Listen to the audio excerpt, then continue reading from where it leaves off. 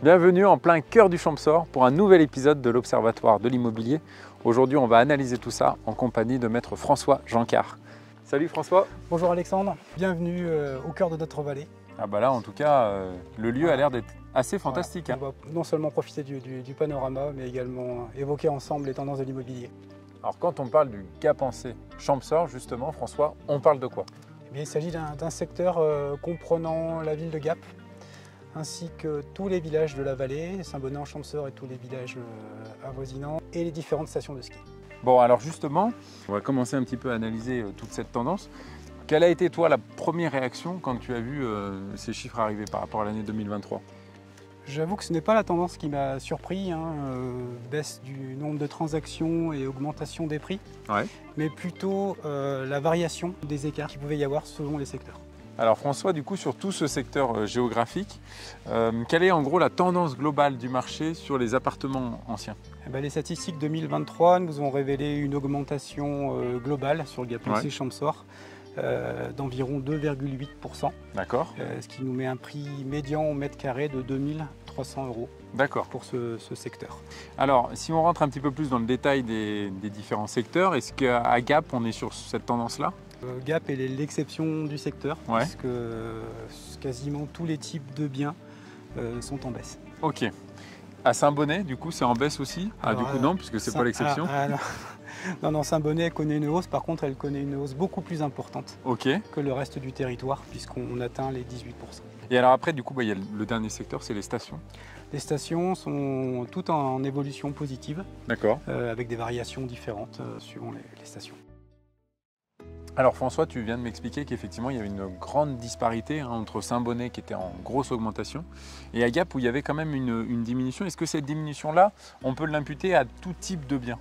Quasiment à tous les types de biens, puisqu'on a une baisse du prix médian au mètre carré sur la commune de Gap qui s'étale de moins 1% pour les 4 pièces, qui va jusqu'à moins 10% pour les appartements de 5 pièces. La seule exception, ce sont les appartements de 3 pièces, qui sont les seuls à connaître une augmentation d'environ 2%. Ok.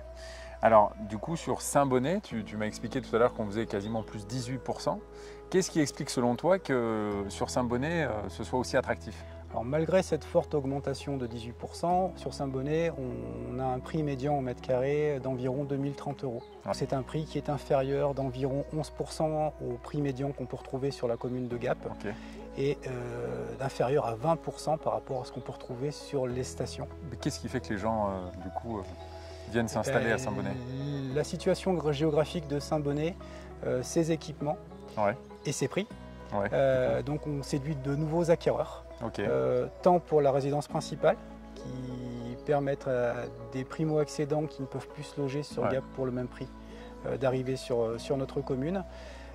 Et également aux acquéreurs de résidences secondaires qui veulent acheter à la montagne mais qui n'ont pas les moyens d'acheter en station. Ok. Alors justement, l'immobilier de montagne, est-ce que tu aurais, François, quelques chiffres clés à nous donner? Oui, on pourra retenir que sur 2023, les 3 plus grandes stations de la vallée ont augmenté en prix.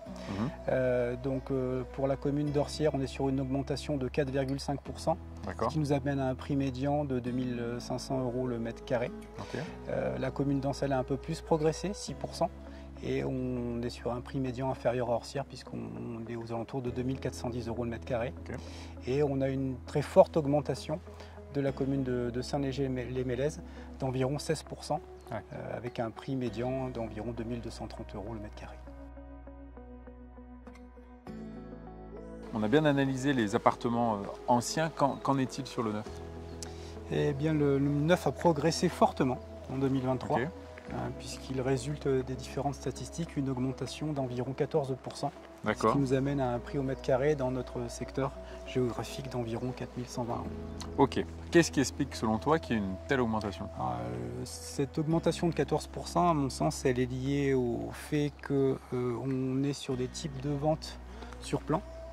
Et en conséquence, souvent les promoteurs ont fait des contrats de réservation bien en amont, même du commencement des travaux, et des signatures d'actes ont lieu plus tard. Donc c'était sur une période qui était plus haussière qu'aujourd'hui.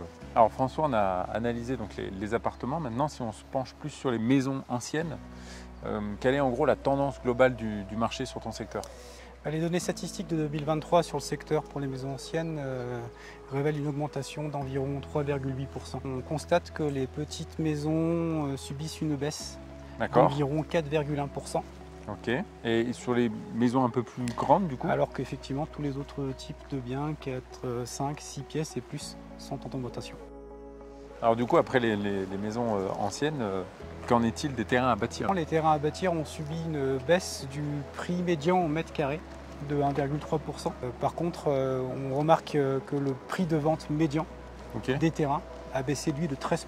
La plupart des terrains qui se vendent sont des petites surfaces et même si le prix au mètre carré des petites surfaces est plus important que les grandes surfaces, on a un prix médian à la fin moins important.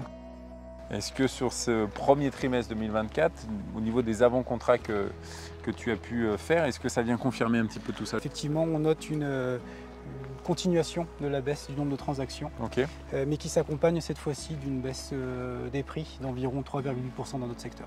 Alors François, moi j'avais une dernière question pour toi. Quand on parle d'immobilier, souvent on parle de frais de notaire. Et la question qui me taraude, c'est de savoir qu'est-ce que c'est que ces frais de notaire? Alors les frais de notaire sont improprement appelés frais de notaire, puisqu'ils contiennent une grosse partie de taxes qui sont versées aux différentes collectivités territoriales, environ 80 à 85% suivant le montant de la transaction. Et dans ces frais de notaire, il faut savoir que le notaire, lui, va gagner environ 1% du montant de la transaction et que ce n'est pas lui qui décide de ce qu'il va gagner, mais l'État. En tout cas, merci à toi. Tu nous as apporté quand même pas mal d'informations sur ce magnifique Champsaur. Et puis en plus, là, on est quand même dans un endroit assez sympa pour conclure. Ravi de te recevoir dans ce cadre magnifique. Plaisir partagé. Et puis, quant à nous, on se retrouve sur les réseaux sociaux et ainsi que sur passeralacte.com pour retrouver cet épisode et plein d'autres.